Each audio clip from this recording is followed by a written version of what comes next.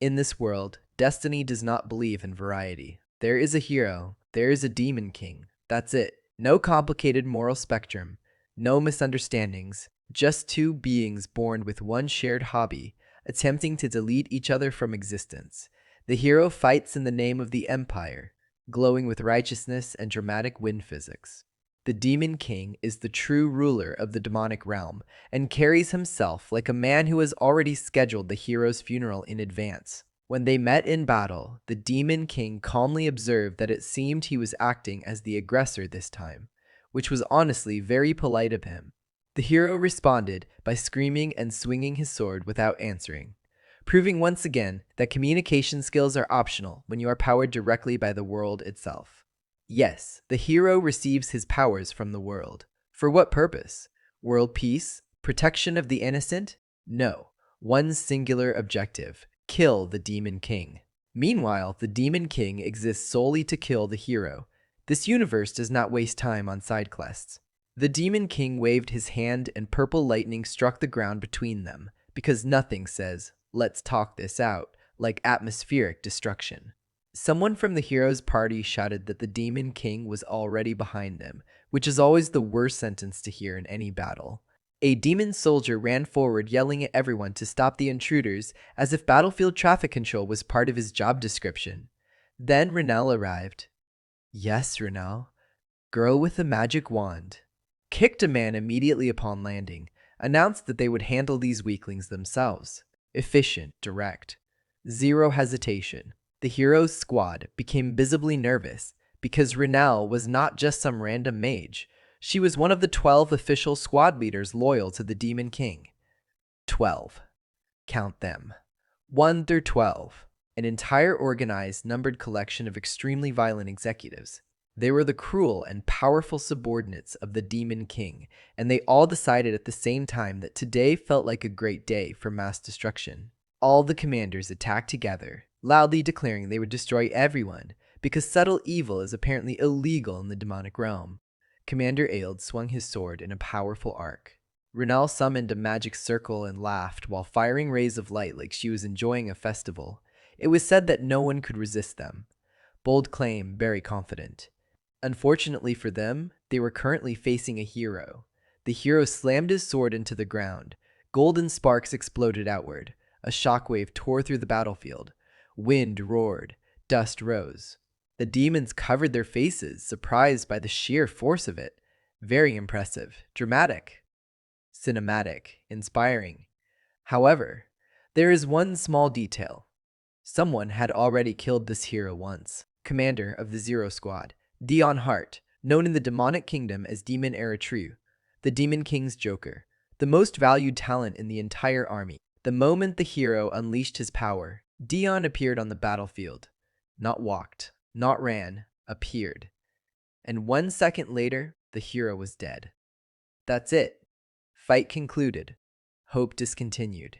Thank you for your participation. Now, here's where the emotional damage truly begins. Because this unstoppable, irreplaceable battlefield-ending legend calmly walked into the Demon King's office one day and threw a resignation letter onto the desk. A resignation letter from the Demon King's most valued weapon. The Demon King stared at the paper in confusion. Silence. Processing. System error. Then he snapped his pen in half, slammed it on the table, demanded to know what he had just heard.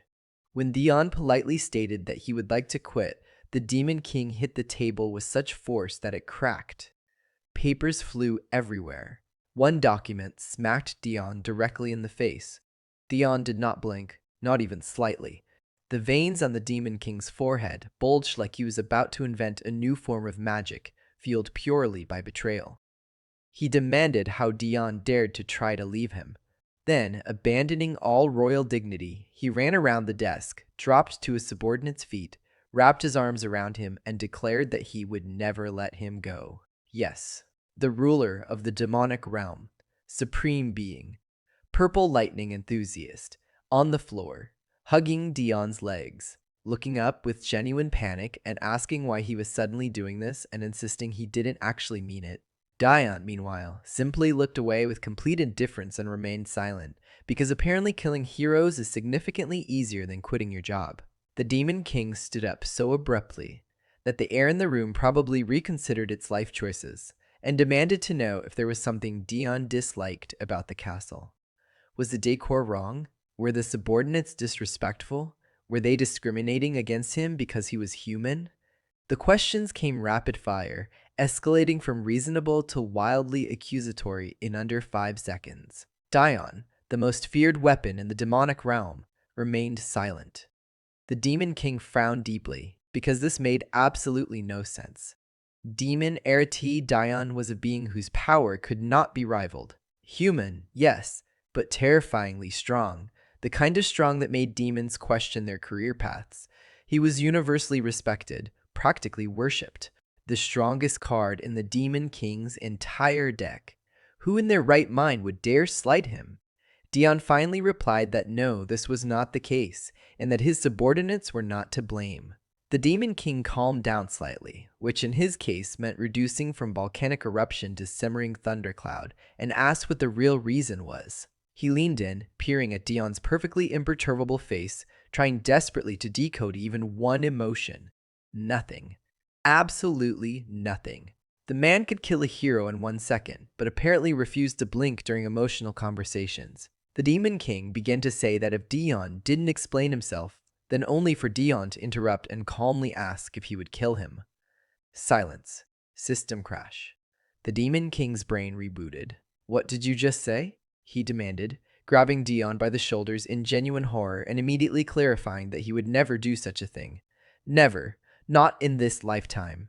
Not in any timeline. He just wanted a reason. Why would Dion even say that when he knew how much he was appreciated? He shook him slightly, panic rising. Was it because he hadn't sent him to the border recently? Was Dion's body simply craving battle? He understood that Dion's body was complicated. That couldn't be helped, right? Dion calmly replied that this was not the case, but the Demon King was already spiraling again, worrying about him from a completely different angle. Dion raised his voice and told him to calm down, which was bold.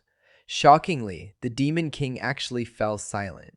Then he noticed blood flowing from Dion's nose. His expression changed instantly from emotional outrage to pure panic. "You're bleeding again." Dion casually placed a hand to his nose and apologized for dirtying the floor, because apparently collapsing internally was fine, but staining castle tiles was unacceptable. The Demon King immediately shouted across the entire castle for a doctor, demanding they bring the personal physician of the commander of the Zero Detachment right now, and questioning what the doctor even did when his commander was in this state. Soon Dion was seated on a sofa while Dr. Ben began examining him, and the Demon King paced back and forth like a father who had just been told his child sneezed slightly too hard. Ben raised his hand over Dion's palm and used magic to assess his condition. The Demon King finally sat down opposite them and asked how he was. Ben began explaining that, as expected, these were consequences of the previous battle, specifically the wound Dion received while fighting the hero. The Demon King cut him off immediately, his tone turning sharp and dangerous, stating that he had not summoned him to repeat information he already knew. He wanted solutions, a cure, immediately. And if Ben failed, then surely he understood what would happen next. The room once again became very quiet. Ben immediately looked like a man who had just been handed his own execution date in advance. After a very tense pause, he swallowed and assured the Demon King that yes, he understood, and yes, he would absolutely do his best, because survival is a powerful motivator. The Demon King, still radiating high-voltage concern, told Dion they would continue this discussion later, and ordered him to focus on recovering first. Then he called out to the demons outside the door and commanded them to escort the commander of Squad Zero back to his room. Within seconds, several demons in white coats rushed in like a highly trained emergency unit whose entire job was protect the fragile weapon. Ben grabbed Dion's hand to guide him out, but Dion calmly protested that he was perfectly capable of walking on his own, then refused immediately. No, absolutely not. Not today. Not with the nosebleed situation. Dion was promptly placed on a medical gurney like a priceless, unstable relic being transported under maximum security. As they wheeled him down the corridor, demons gathered in alarm. "Did the commander start bleeding again?" someone whispered dramatically. Another demon explained that Dion had thrown himself onto the hero's body when the hero attempted to self-destruct. And honestly, it was shocking he had escaped with only minor injuries. Minor injuries? From a self-destructing hero? Sure. Another demon declared that even in a relaxed state, he was still the second most powerful being after the Demon King. Someone else proudly added that he was the talent closest in strength to the king himself and deserved deep respect despite being human. Another agreed enthusiastically, saying it was their greatest fortune that he stood on their side, as expected from the commander of Squad Zero. Meanwhile, Dion was lying there on a moving hospital bed thinking, "I have made a catastrophic life error." He did not want this. He did not want legends. He did not want legends. He did not want reverence. He wanted tea. Daily tea. Peaceful naps. Perhaps light recreational happiness. Instead, he was being transported like a national treasure that might explode at any moment. They finally reached his room and hurried inside as if escorting royalty. The demons carefully placed him on the bed. One asked if he felt pain anywhere. Another checked his pulse and proudly announced it had stabilized. A third declared he had a fever and demanded wet towels immediately. A cool cloth was placed on his forehead. Dion internally declared the entire operation excessive nonsense. When the demons finished fussing over him, they bowed respectfully and told him to rest before leaving him alone. Dion stared at the ceiling and questioned reality. Demon Era 2? That wasn't him. He was Dion Hart. He nervously clutched the blanket and faced the truth. In the Demon King's castle, he was not the unstoppable monster they believed him to be. He was, in fact, the weakest person in the entire realm. Soon, a maid entered with a glass of water and politely told him she would collect it after he finished drinking. He drank, handed it back with thanks, and accidentally brushed her hand while returning the glass.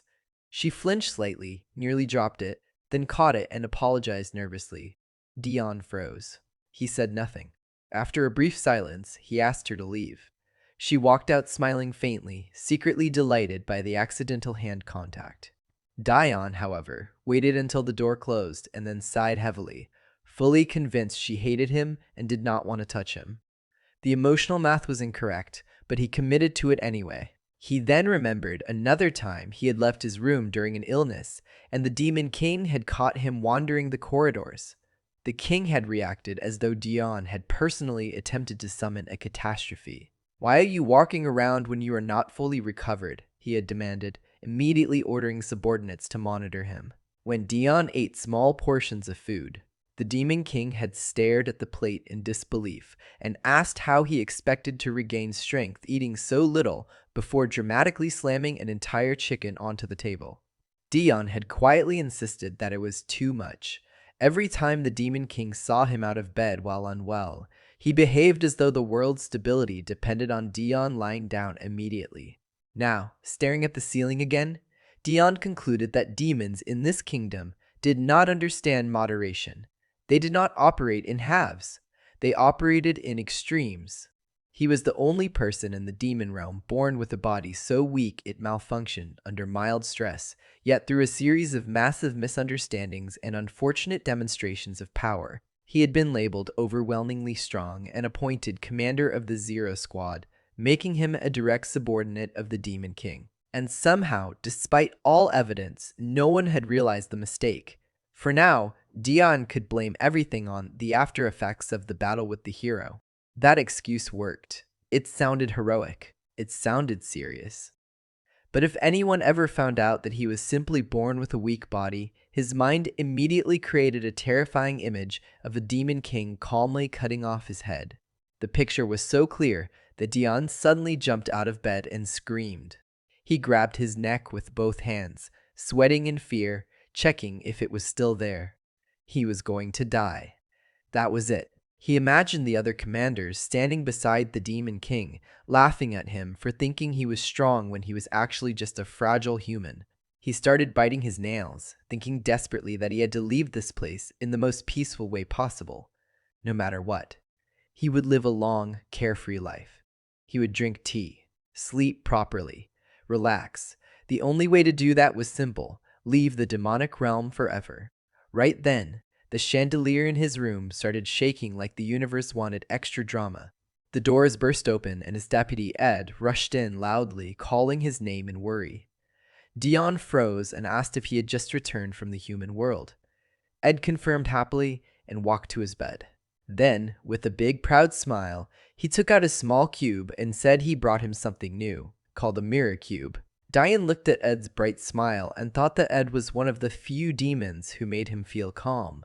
Ed often visited the human world and brought back random little items to help pass the time, like a very enthusiastic traveler.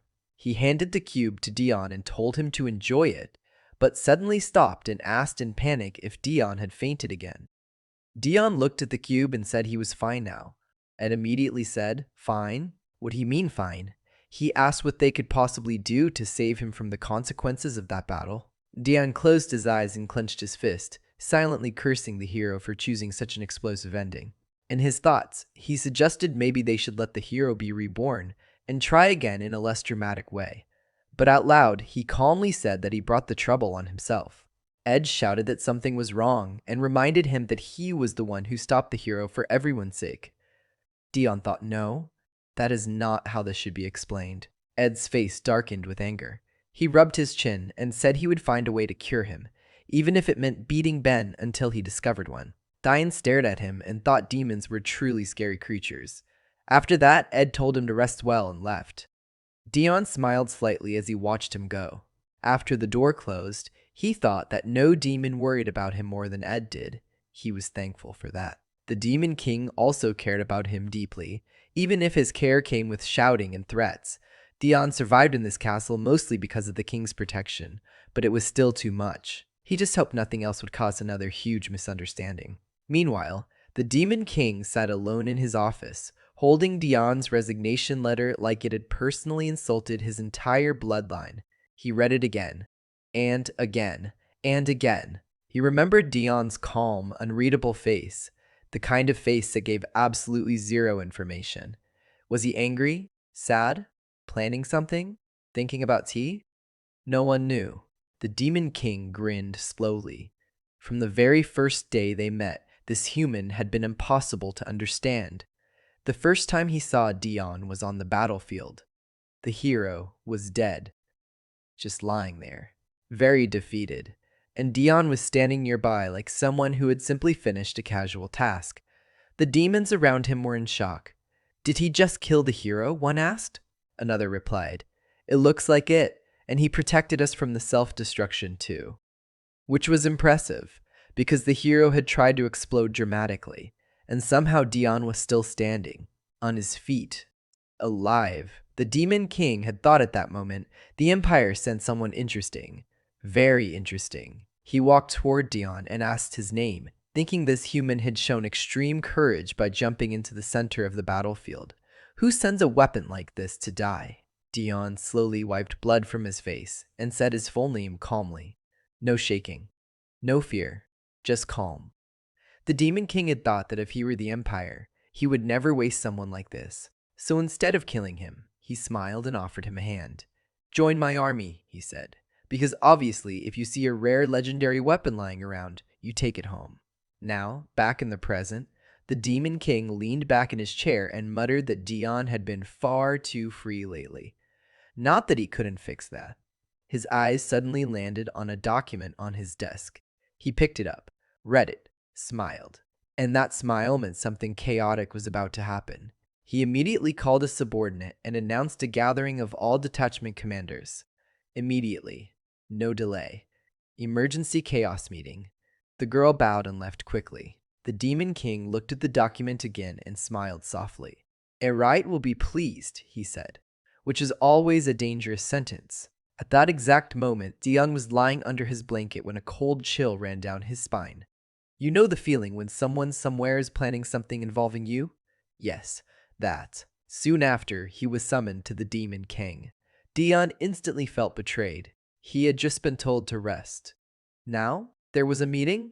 One demon greeted him loudly as Lord Errett, but immediately stopped after seeing Dion's expression, which currently looked like someone whose nap had been violently cancelled. Dion walked down the corridor quickly, clenching his fist. He had asked for rest. He deserved rest. Instead, he was being summoned to a meeting of commanders. That meant all living squad leaders would be there. All of them, powerful, scary, confident. Meanwhile, he was internally panicking about existing. Did the Demon King want him dead? Was this some kind of surprise execution? He bit his lower lip nervously. Even normal demons scared him. Now, he had to stand in front of the strongest ones. The demons he passed whispered that he looked angry. Another said he seemed stressed from not fighting recently. Dion immediately realized he needed to fix his expression. He took a deep breath and relaxed his face. Calm, confident, strong, absolutely not dying inside. Because if a fight started, he would lose. Instantly, a demon soldier nearby whispered that this was the man from the rumors. It was her first time seeing him. What was his name again? The demon next to her smiled proudly, put a hand on her shoulder, and said, "Listen carefully." He described how Dion had turned around after killing the hero and calmly said, "I am Demon Eritu." The girl gasped and said it was the most demonic name she had ever heard. Dion shot them a sharp look and screamed internally, "Me name is Dion Hart." The older demon immediately hid behind the new girl and whispered that they should be careful. He looked like he was in a bad mood. There were rumors he had built up stress from not fighting. It would be better to leave before he killed them just for standing in his path. They vanished immediately. Dion lowered his head and thought sadly that he couldn't kill anyone. He couldn't beat anyone. He was completely weak. And yet somehow every day the misunderstanding grew stronger. Still, he looked at the bright side. At least no one dared bother him. If they discovered the truth while he was still here, he would be finished immediately. So until he escaped the demonic realm, he had to act confident, even if his confidence was held together by pure fear and imagination. At the end of the corridor, Dion saw the massive doors to the meeting hall. 2 guards were standing there, chatting peacefully, unaware that anxiety itself was walking toward them. Dion approached and told himself very firmly that he must act like a fearless commander, and not like someone who wanted to turn around and run back to bed. The guards noticed him. The moment they saw his face, they visibly shuddered. Dion immediately put on his most indifferent expression, the official "I am Demon Eritu, Destroyer of Hope" face. The guards greeted him nervously. He calmly ordered them to open the door. The doors swung open dramatically, and as he stepped inside, someone announced loudly that last but not least, the commander of the Zero Squad had arrived. Wonderful, no pressure. Every single pair of eyes in the room turned toward him. The Demon King grinned and said he had finally come. Seeing so many powerful demons gathered in one place, Dion's indifferent mask almost cracked. The atmosphere felt heavy, dangerous, full of muscles and confidence. The commander of the first detachment, Jar, told him to sit next to the king. Old from another squad stared at him and thought he looked weak, which made him even more curious. He wanted to fight him, just to confirm. The commander of the 6th squad, Velton, casually asked if reaching his goal was an excuse for being late. The commander of the 4th squad, Adelia, immediately hit Velton on the shoulder and scolded him, saying she was sure he had his reasons. Renelle clenched her fists, clearly annoyed that anyone dared speak carelessly to Lord Eritu. Under all their intense stares, Dion nervously sat down beside the Demon King, thinking that he was extremely tense and absolutely wanted to go back to his room immediately.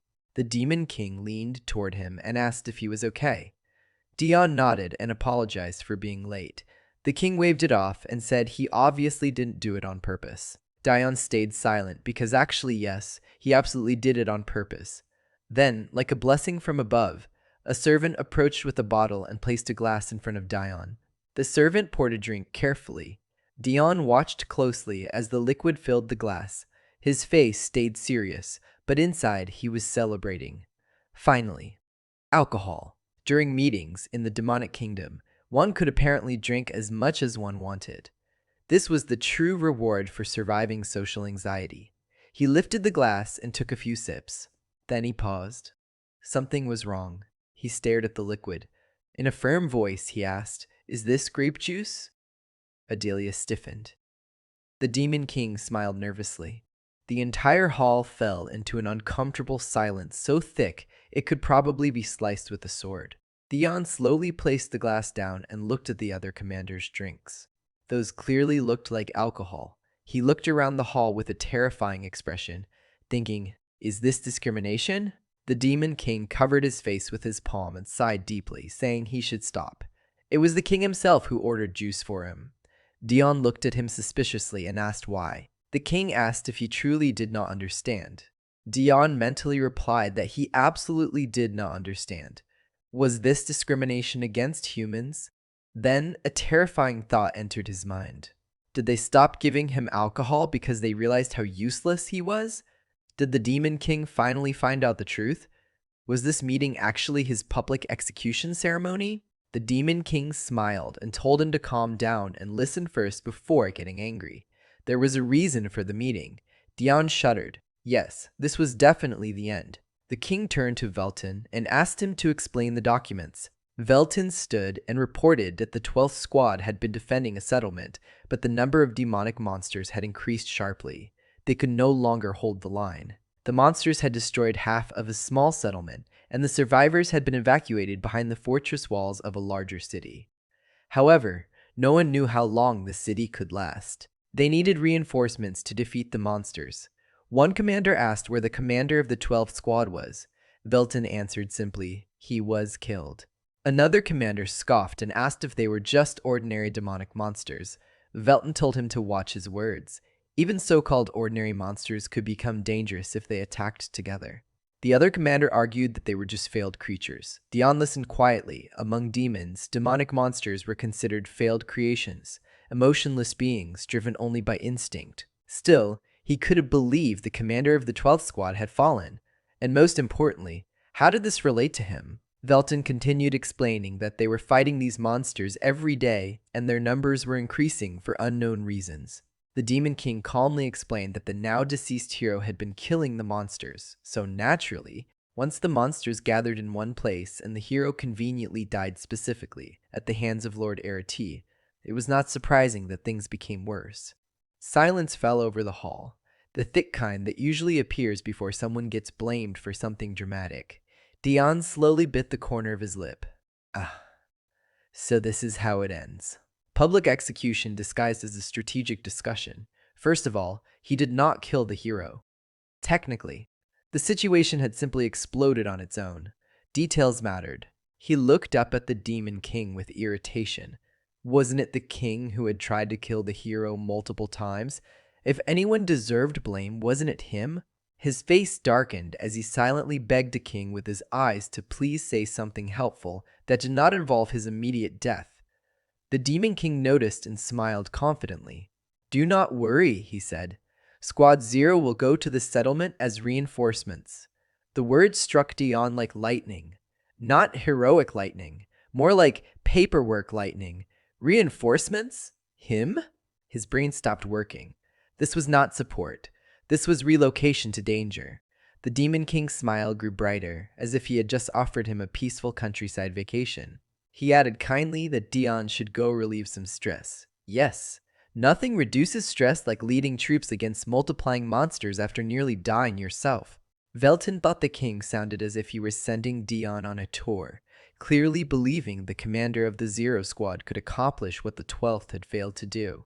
Just how powerful was he to deserve such trust? Meanwhile, Dion's entire body trembled. He said aloud that his body was not in the best condition. Inside his head, he was screaming, "Please cancel this immediately." Old asked if he did not want to go, and Jar quickly defended him, saying it might look like hesitation, but surely he was suppressing a fierce desire to go while calmly assessing his health. Dion stared at them as the misunderstanding upgraded itself to a higher level. Aeld nodded in admiration, convinced of his discipline, and his desire to fight Dion personally increased. Dion felt that gaze and shuddered like prey in a nature documentary. The Demon King gently told him not to overexert himself. He only needed to take command and relieve stress in the settlement. It should not be difficult for him, right? In his mind, Dion replied that it was extremely difficult. In reality, he nodded. The hall filled with warm admiration. and Dion felt like a man being applauded for volunteering to jump into a volcano. He wanted to refuse, he truly did.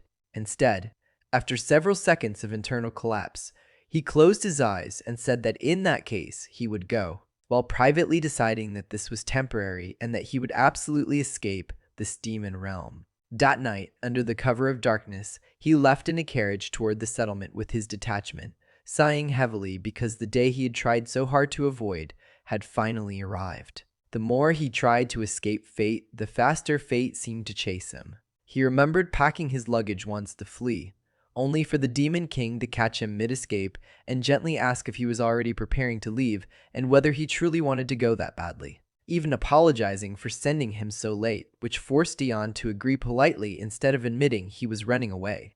He could not exactly announce that he planned to defect to the Empire, especially when the Empire contained a slightly unstable emperor who had sent him here in the first place, and a brother who hated him passionately. Still, compared to being crushed by monsters, that sounded manageable. Dion covered his face with his hand and told himself to think positively. Perhaps it would not be that bad. Perhaps he would simply play his role, retreat at the right moment, and let the Zero Squad who were actually competent handle everything. Yes, that was clearly a flawless survival plan with absolutely no chance of failure whatsoever. The demon riding next to Ed announced that they would soon reach the settlement and reminded him to stay alert and not relax, as if anyone in this group had the emotional stability to relax in the first place. Inside the carriage, Dion calmly pulled the curtain shut and placed his hand on the bag beside him, wondering whether he actually needed to do anything at all. Even the Demon King had told him not to overwork himself. That sounded like official permission to contribute the bare minimum. He untied the bag, reached inside, and with a small satisfied smile pulled out a bottle of the demonic realm's finest alcohol. This was no ordinary drink. This was rare, elegant, expensive, and loved by demons everywhere. Dion remembered stealing it during the meeting break, thinking bitterly that because of the king, he had been forced to drink grape juice like a child. But did they truly think he would surrender so easily? Absolutely not. He uncorked the bottle and muttered that they said this alcohol was so luxurious it could send someone to heaven from pure bliss. So logically, he should try it before potentially dying in battle. That seemed reasonable. He lifted the bottle, closed his eyes dramatically, and began pouring it into himself. After several large gulps, he let out a loud, satisfied sigh and declared that it was excellent. Demons truly knew how to drink. For the first time that day, he felt alive. Thus, the grand journey of the commander of the Zero Detachment continued under the powerful blessing of premium alcohol. Outside, after some time passed, Ed glanced at the carriage window and noticed the curtains were still closed. It was unusually quiet. Too quiet. He grew worried, assuming Dion must still be unwell. Most likely it was related to that earlier incident before departure, when Dion had opened the carriage door and paused to look at the headless horses. A squad member had quickly rushed over and told him to wait, explaining gently that he understood Dion might want to ride a horse, but he should think about his health and remain in the carriage until fully recovered, especially since the Demon King had ordered it. Dion had stared at him in confusion, wondering who on earth suggested he wanted to ride that terrifying beast. After a short pause, he calmly said he understood and got into the carriage, thinking he had merely been observing the horses out of curiosity. Meanwhile, Ed had closed the door with a worried look, feeling slightly guilty. After serving Dion for so long, he thought he should understand his desires. Perhaps Dion truly wanted to ride a horse, but restrained himself for his health. Ed remembered how often Dion suppressed his wishes. He even considered telling him to do whatever he wanted. But the Demon King's order had been given for Sir Erishu's own good. Ed suddenly thought in shock that riding a horse might have actually helped his recovery. Was he insane? Knowing Dion's condition, that would be reckless. Just then, a squad member called out that the settlement was directly ahead. As they approached, the sky grew brighter, not with sunlight but with fire. Ash drifted through the air. They arrived close enough to see flames everywhere. Smoke covered the streets. They drove through, passing bodies scattered along the road. Someone quietly said it was terrible. Ed looked around at the burning ruins and said he thought the demonic monsters had already destroyed everything and left, which would have been convenient. But clearly fate did not believe in convenience. He sharply pulled the reins and announced that they were probably nearby and that they needed to go after them. Right on cue, one squad member shouted that the monsters were ahead. Goblins, wolves, larger creatures, all very unpleasant. Someone yelled in fear that they were monsters, which was technically accurate. Ed narrowed his eyes and asked if they were waiting at the entrance for them like rude hosts. He immediately ordered everyone to prepare for battle. The Zero Squad dismounted in perfect coordination and drew their weapons, because unlike their commander, they were actually built for this lifestyle. Ed told them to fight for Sir Eritree, who depended on them. The squad straightened proudly at the mention of their legendary commander, unaware that said legend was currently tipsy inside a carriage. When the monsters roared and charged, the demons charged right back. Weapons flashed. Steel met flesh. The archer fired clean shots that dropped goblins instantly. Wolves lunged. Blades cut them down. The fight spread across the main square, monsters falling only for more to take their place, like a badly managed crowd control problem. During the chaos, Ed had to retreat quickly, sliding across the ground and biting his lip in frustration as he realized there was no end to the wave. Suddenly, someone shouted a warning. A massive werewolf rushed toward him, growling loud enough to shake bones. Ed looked up in shock and cursed, realizing he had let his guard down at the worst possible moment. Meanwhile, far away in a quiet office, Jar asked the Demon King if only the Zero Squad would be enough. The Demon King looked up calmly from his paperwork and asked if he was referring to the monster outbreak. Jar said there were many monsters and asked if reinforcements should be sent. The Demon King simply shrugged and smiled, saying everything was fine. The Zero Squad was strong, and even if real danger appeared, he was with them. That was comforting. In theory. Back in the burning square, just as the werewolf prepared to turn Ed into a tragic memory, the carriage door burst open and Dion jumped out. He attacked immediately, daggers flashing, stabbing the werewolf straight in the chest. Blood sprayed everywhere, generously covering Dion's face and clothes like a very aggressive welcome ceremony. Ed stared in shock and relief as the monster collapsed. "Sir," he began gratefully, only to freeze as Dion slowly approached him in silence. Ed tried again, thanking him and saying he was about to ask for help, but stopped abruptly when Dion's dagger hovered 1 inch from his face. Dion smiled and asked calmly if Ed was also his opponent. Ed leaned back in terror and thought, this is how Sir Eritu behaves after drinking. He quickly insisted he was absolutely not an opponent, at all, not even slightly. Then a new question formed in his mind. Wait, had he been drinking? Where did he get alcohol? Dion quickly lost interest in Ed and turned his attention to a massive monster nearby. In that case, he asked lightly, is my opponent you? The monster answered by attacking immediately and landing a powerful blow that sent Dion flying sideways. He crashed into a wall with a loud impact, dust exploding into the air. Ed looked over in horror and shouted his name. Dion coughed up blood and slowly slid down the wall, leaving a red trail behind him.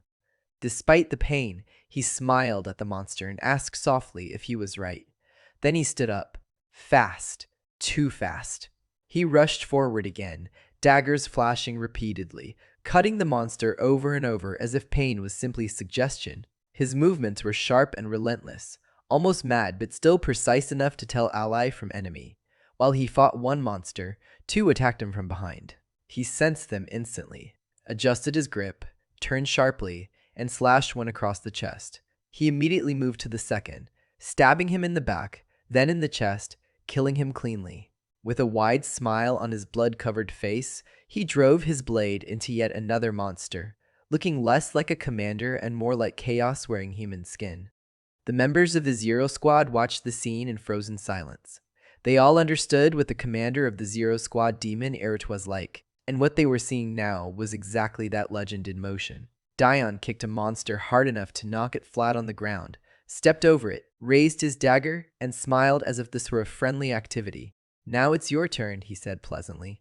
In his head, there was only one rule. Leave nothing alive. Even if it looked dead, stab it anyway, just to be sure. He drove his dagger into the monster's body. Once, twice, 3 times. For safety. For emphasis. For emotional impact.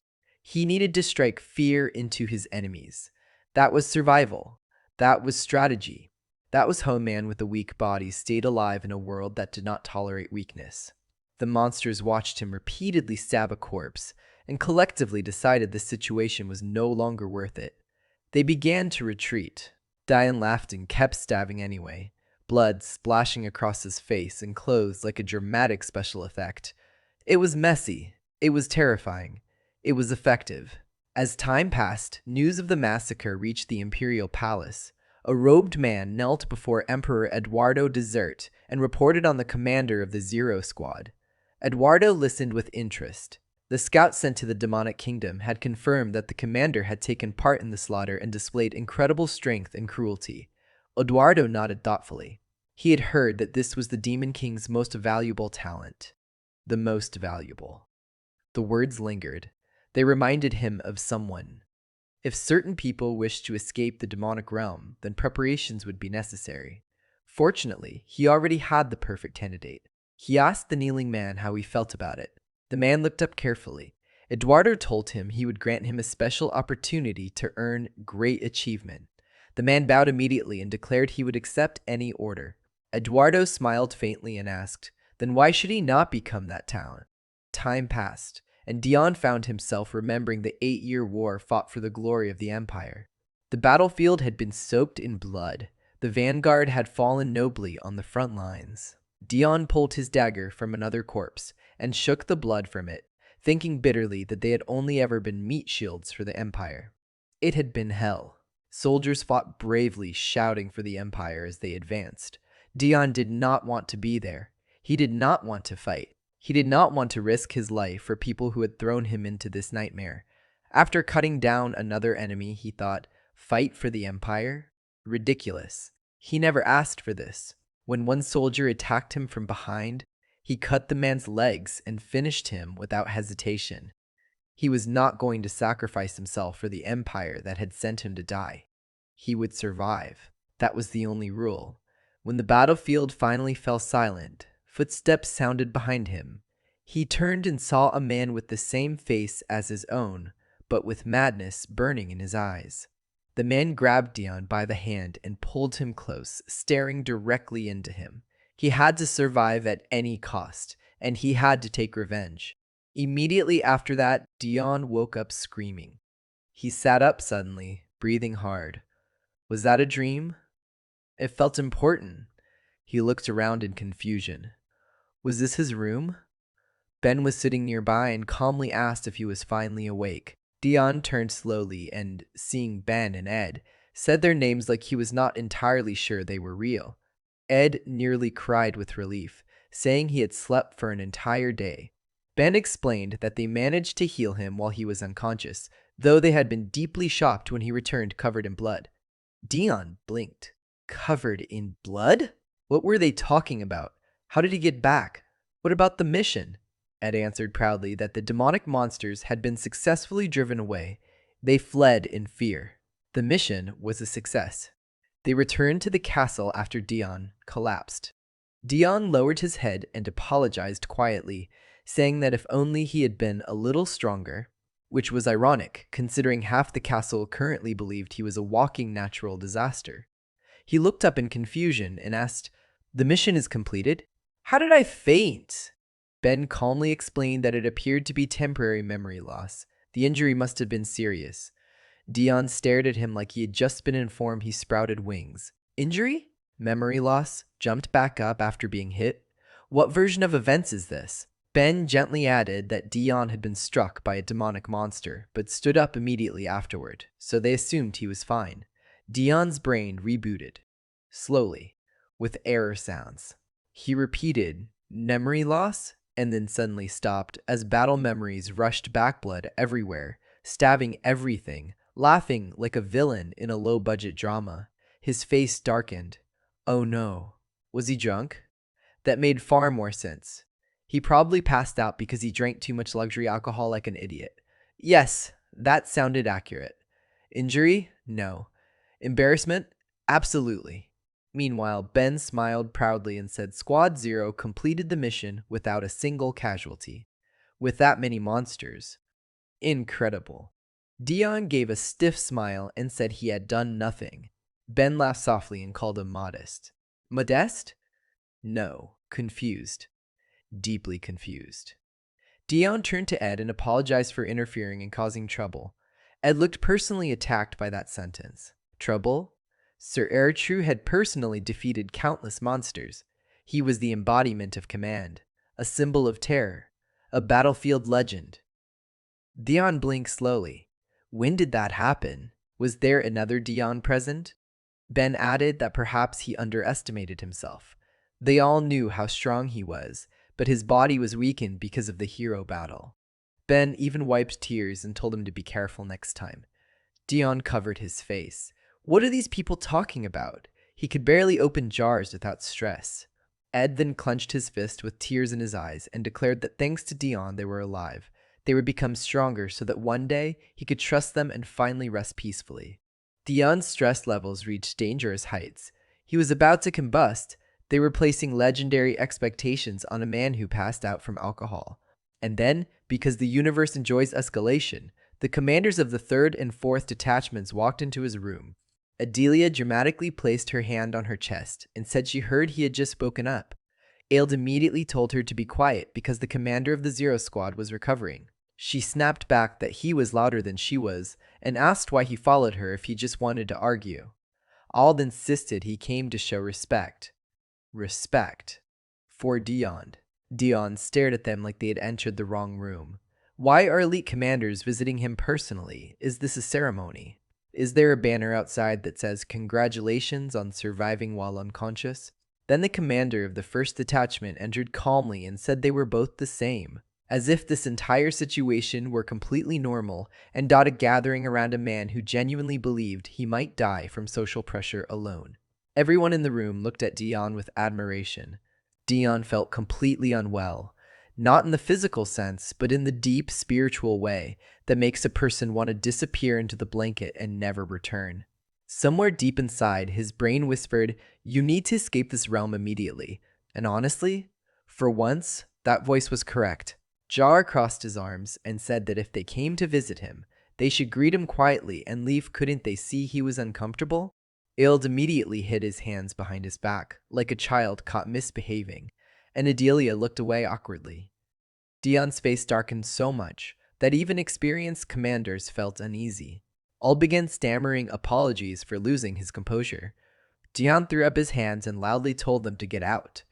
He would gladly leave himself, honestly, but unfortunately, this was his own room. Inside, he was desperately thinking about how to remove elite commanders without being executed. Ailed mentally cursed himself and assumed the Zero commander must be sensitive to noise after returning from a mission. He had acted too casually. The commander of the 1st detachment calmly said he understood how Dion felt, but requested that he refrain from fighting within the walls of the Demon King's castle. They could not kill each other. Here. Dion raised one eyebrow in confusion. Kill who? He repeated the words slowly, wondering who exactly he was supposed to kill. It would already be a miracle if he managed to land one clean hit on any of them. If they ever discovered how weak he truly was, mercy would not exist. Suddenly, an idea appeared in his mind. He slowly turned his head toward the commanders, which somehow made them even more nervous. Maybe, he thought, he should teach them about mercy for his own future survival. He smiled. It was meant to be gentle. It was not gentle. All panicked instantly and apologized again if he had angered him. Dion's expression somehow became even more terrifying as he calmly said, "That's right, I am angry." Inside, however, he was screaming at himself to control his shaking voice. The commanders became even more nervous. Dion continued, saying there was no need to be violent just because someone was angry. It did not hurt to show mercy sometimes. He raised his finger like a strict teacher and asked if they understood mercy. Even when someone lies, even when someone is weaker than them, they must learn to show mercy to their neighbor. Inside his mind, he was desperately adding, "Please show mercy to me when you eventually discover I am built like fragile glass." He smiled widely, perhaps too widely. Silence filled the room. The two commanders, visibly trembling, promised they would remember his words. Dion blinked, wondering what kind of atmosphere this was. He thought he had explained it kindly. Why did it sound like a terrifying warning? The commander of the first detachment coughed and changed the subject, saying he heard the mission was successful, and Dion must have worked hard. Adelia, now glowing with admiration, said the whole castle was talking about him, and that he had killed half the monsters himself. Dion nearly drooled in disbelief. Half! At this rate, they would soon claim he fought while asleep. They asked if he was okay, and he quickly covered his mouth and nodded, thinking he absolutely did not do that. He glanced at Ed guiltily, but Ed's face was shining with pride. Why was he so happy? Then Ald stepped closer to the bed with a slight smile and said he had also heard about Dion's heroism and came to ask a small favor. Dion moved back nervously. Favor? That word never meant peace. Ald explained that once Dion fully recovered, could they spar? Dion's soul briefly left his body. Sparring? With the commander of the 3rd Division, leader of elite troops protecting the Demon King? He repeated weakly, spar with me. Aeld nodded eagerly, saying he constantly heard about his brilliance and wanted to learn from him. The commander of the 1st Detachment added that it sounded interesting since the Zero commander had not sparred with anyone since taking office, and he would also like to see his level. Dion stared at them in silent horror. This was not a request. This was a public humiliation appointment disguised as respect. Adelia loved the sparring idea immediately. With a bright smile, she reminded everyone that the 4th Squad handled information, which meant she could attract as many spectators as possible. Of course she could. Aeld frowned and said that even if a crowd came, the only important thing was that they did not interfere. Dion, meanwhile, was silently dying. He quickly told them to wait and said he did not want to spar. Unfortunately, refusing was apparently not included in his job description. Looking at their excited faces, he felt his anxiety rise to dangerous levels. Why are they deciding this without me? Does this make sense? One hit from Aeld and he would scatter like decorative confetti. He grabbed his head and tried to explain that it would be difficult to accept sparring because he had not fully recovered from fighting the monsters. Then he panicked and added that someone could die like that. Then he began mumbling incoherently, wondering what nonsense he was even saying. Aeld stared at him closely, thinking he was avoiding battle. Why? Dion saw suspicion in his eyes and thought, great. That excuse lasted 3 seconds. Suddenly Jar said, "This is amazing." Everyone looked at him. He thoughtfully raised his hand to his chin and told Aeld that he was incredibly confident to challenge the Zero Commander so soon. He had always wondered why the Zero Commander never participated in sparring, but now it made sense. Of course, he was worried about his opponent's health. The 3rd and Zero commanders both stared at him in confusion. Dion even pointed at himself as if asking, "Me?" Ald suddenly gasped in realization. "Is that true?" Dion screamed internally. "What is happening?" Jar continued that refusing was actually admirable. Not much time had passed since his last battle. It would be harder for him to control himself. Aeld picked up the idea and added that once sparring began, it would only end in death. He clenched his fists nervously, admitting to himself that although he was confident, he could not guarantee victory. He had always challenged other commanders boldly, but he was never certain he would survive. He looked at Dion's calm face and thought, what terrifying composure. This is true talent recognized by the Demon King.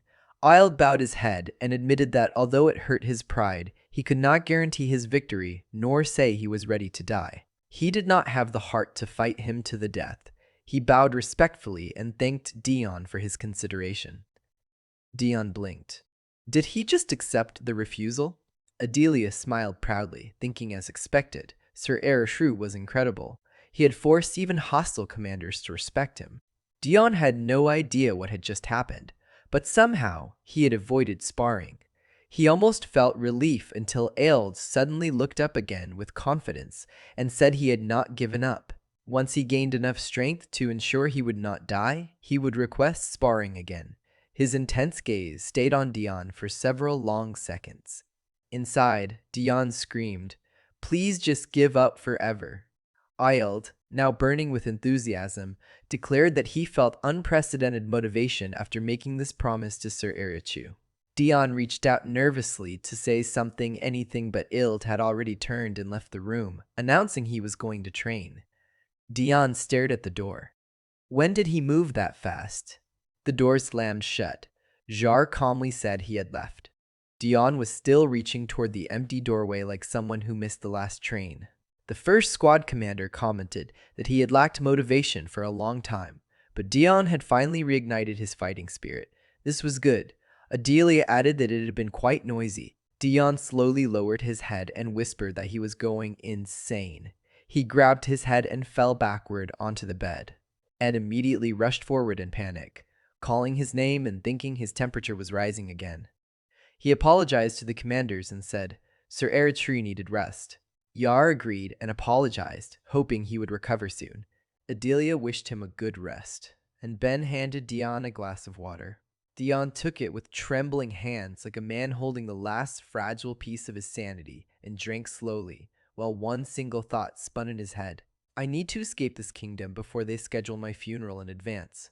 Before leaving, Jar casually turned back and asked that once he had recovered enough to spar with the commander of the third squad, could he request the same opportunity? He would be looking forward to it. Then he left. Just like that. As if he had not just booked Dion's future suffering. Dion stared silently at the door and then collapsed back onto the bed in exhaustion. Ben immediately panicked, covered him with a blanket, and announced that his heart was beating like crazy. Ed leaned in and begged his commander to calm down. Dion remained silent because explaining that he was being socially hunted would only make things worse. His only clear thought was, run. Time passed. He stepped outside one day, leaned against a column, and sighed heavily. This was exhausting. Somehow he had survived that entire social ambush. Unfortunately, survival only triggered more attention. After that incident, people began visiting constantly. Ed appeared and asked if he would like to meet the Zero Squad. Everyone was waiting for him. Ben advised that sitting in his room all day would not improve his health and that if he wanted to recover quickly, he should add light exercise to his routine. Even Aeld showed up again, completely drenched in sweat after training, proudly announcing that he would train harder to fulfill his promise and asking Dion to wait for him. Dion felt his stress rising like a countdown timer. Remember this, remember everything. They will not stop. Suddenly he snapped and shouted, "What do they all want from me?" He kicked a nearby stone in frustration.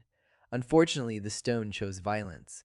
It flew directly into the head of a random demon nearby. The demon screamed dramatically, clutching his head as his comrades looked around in confusion. "Who did that? What kind of lunatic?" he began, before turning and seeing Dion emerging slowly from the shadows with a blank expression. The demon froze. The rage evaporated instantly. He straightened up and began bowing repeatedly. "Sir Eritrude," he stammered nervously. "We welcome you, commander of the Zero Squad. Please forgive us for causing concern." Dion stared at him in disbelief. He had accidentally assaulted someone, and they were apologizing to him. This was no longer a misunderstanding. This was a full-scale legend malfunction. Dion asked what concern they were talking about, and only then noticed a tiny incubus hiding behind the demons like a badly hidden secret. The group quickly explained they were teaching him wisdom because he blocked their path. Teaching wisdom. Yes, that is definitely what bullying is called in the demonic realm. They added that he was a lower incubus anyway, so this was practically public service. But everything was sorted now. Absolutely peaceful. No more interference. They just happened to be aggressively educating him 5 seconds ago. The small incubus Heen trembled the moment he saw the commander of the Zero Squad. Dion, meanwhile, remembered hearing that incubi were near the bottom of the demonic hierarchy, which apparently made them the universe's favorite punching bags. The demons rushed past Dion with forced smiles, saying they would leave immediately, because Sir Erchu did not look to be in a good mood. That was ironic, because Dion's bad mood face was just his default anxiety setting. They disappeared at impressive speed. Dion looked at the incubus and thought, well, that solved itself. Good. I did not accidentally intimidate anyone. But now what do I do with this child? This might be the first demon weaker than me. That feels illegal. Meanwhile, Heen was internally writing his last will. He had heard that the Zero Commander was quiet most of the time, but if angered, he showed cruelty unmatched even by demons. Surely his presence alone was irritating. He closed his eyes and started crying softly, fully expecting to be erased from existence. Instead, Dion held out his hand and gently asked if he could stand up. He even smiled. He told him those idiots had already left, so there was no need to worry. Heen slowly looked up, confused. That was not disgust in Dion's eyes. That was kindness? Suspicious. He hesitated and said that he was an incubus. Did that not make touching him unpleasant? Dion immediately grabbed his hand and pulled him up anyway, asking what was wrong with that. He was human. Should he be disgusted too? Heen panicked and said of course not. Dion patted his shoulder and said he felt the same way. They were both just trying to survive in this chaotic realm, right? Heen stared at him like he had just met a saint in a war zone.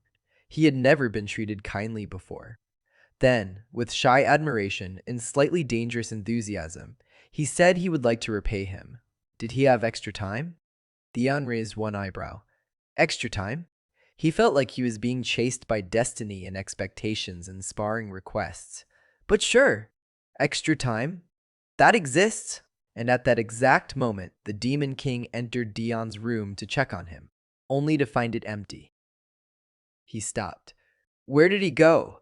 Because when your most unstable legendary weapon disappears, that is never good news. Meanwhile, Dion stood there thinking about what to say to the incubus, because technically he had nothing to do and yet somehow always looked like the busiest man in the kingdom. He nervously approached him and said that he wanted to repay him for his kindness by giving him a tour of the garden and some herbs that relieve fatigue, since being a squad leader must be exhausting. If he had no time, he would understand. Dion paused. Garden? In this castle? In this dark, dramatic, emotionally unstable fortress? He blinked and asked if there was really a garden inside the Demon King's castle. The incubus bowed politely and confirmed it, apologizing for the late greeting and introducing himself as the gardener responsible for all the plants in the castle. Dion was slightly stunned. Even in the demonic kingdom, there was a peaceful job like gardening that felt suspiciously healthy. He rubbed his chin and started imagining it flowers, greenery, fresh air. A quiet place. A place that does not want to spar with him. That sounded illegal. He smiled slightly and said it sounded like the perfect place to calm his nerves. Could he show him the garden? Heen lit up like someone who had just been promoted. He pointed toward the direction and asked the commander of the Zero Squad to follow him. Dion thought, finally. Peace. Finally, oxygen. They entered the garden. It was beautiful. Colorful flowers, lush greenery, fresh air. Dion almost felt emotional. This was it. This was the corner of the world he needed. He smiled widely and said it was beautiful. Heen scratched the back of his head shyly, while Dion inhaled the refreshing scent of plants, thinking, yes, this is healing, this is safe. This is the giant carnivorous plant next to him opened its mouth. Wide, very wide. Saliva dripped directly onto Dion's head. He screamed internally and jumped back just as the plant snapped its jaws shut a second too late. Dion clutched his chest and thought, what was that? What was that? What kind of botanical betrayal was that? Heen rushed over to the plant and scolded it in a threatening tone, saying it was impossible to attack Sir Eret like that. Did it want another lesson? The plant immediately calmed down like a disciplined dog. Heen turned back to Dion with an apologetic smile and said he thought it was just excited that he came. Excited? Yes. That was clearly joy saliva. Dion bit his lip nervously and thought he was officially taking back every thought he had about this incubus being harmless. He looked around more carefully now. The garden looked normal only at first glance. How many of these smiling death traps were hiding here? He needed to leave. Immediately. Heen called out worriedly as Dion began retreating. Dion apologized quickly and said he had an urgent matter. Heen looked disappointed and said there were even cooler plants deeper inside the garden. That sentence alone nearly ended Dion's life. He quickly said, no, that was not necessary. He suddenly needed to go to the training ground. The incubus reached for his hand. asking about the training ground, and Dion nearly jumped out of his skin.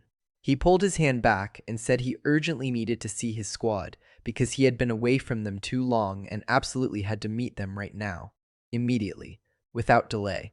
Before anything else in this garden developed teeth, he rushed off, barely saying goodbye.